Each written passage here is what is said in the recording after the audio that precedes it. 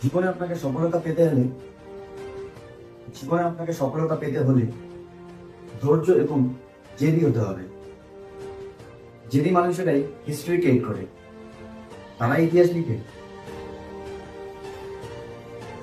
দশরথ মাঝি বড় কষ্ট করে জীবনযাপন করত, এইসব আপনারা সকলেই জানেন।